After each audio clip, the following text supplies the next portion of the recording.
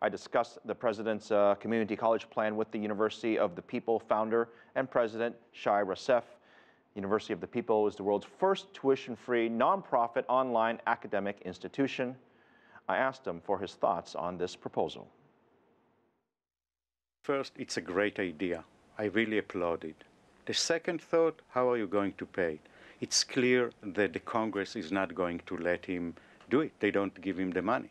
So I'm not sure how he's going to do it. That's my two reactions to the plan. I'm not sure how it can be done. Some critics would argue that if you give students anything that's free, let's not even say students, let's say anyone, things that are free, they don't value it as much. Should it be a partial scholarship or should it be a full scholarship? Because I've heard different versions of it, and potentially, this obviously could change over time too. Is there a perfect plan in your mind? What's the best way of helping these students that, as you say, deserve to be in school but may not have the means to do so? Well, I'll go back to what we do at University of the People. We tell the students that we expect them, they take the courses for free, it's tuition free, but we expect them to pay $100 per exam. So to study with us costs about $1,000 a year, a full BA about $4,000. However, for those who cannot afford even this amount, we offer scholarships. So we do expect the students to pay something, as little as they can, but it shouldn't be totally free, I believe, unless if you really don't have anything whatsoever. So, if it costs nothing, it's worth nothing. So we do encourage people, our students, to pay, and I think that that's the way to go, and it works very well.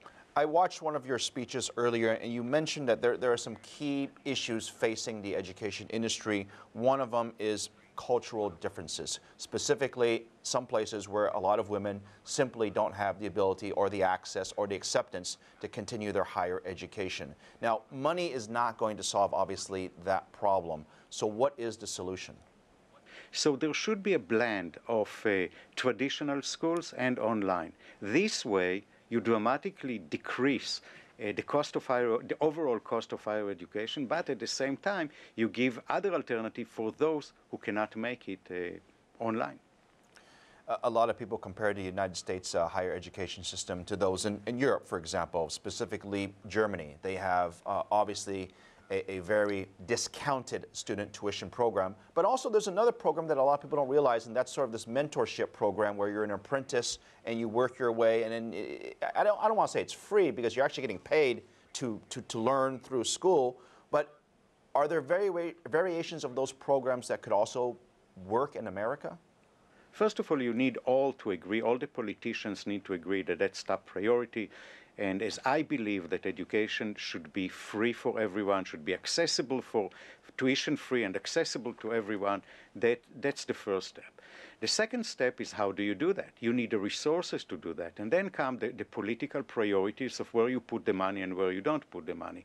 Can it work? Sure, it can work. Germany shows that it works. And Germany is obviously a rich country. The US can do it. If it can do it, as I said, they can go online for at least part of it, and online would cost a fraction of what, the $60 billion. Put these 9 million students online, and it will cost you a fraction of this amount.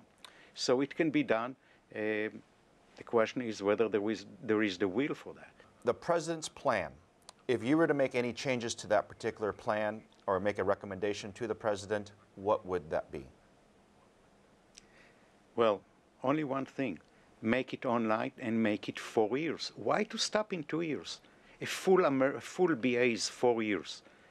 If you go right now, he's stopping it after 2 years and he doesn't have the money for that. Go online and you can offer a full college degree, full BA in a fraction of the cost. That's the main thing that I would change in the program, and it can be done.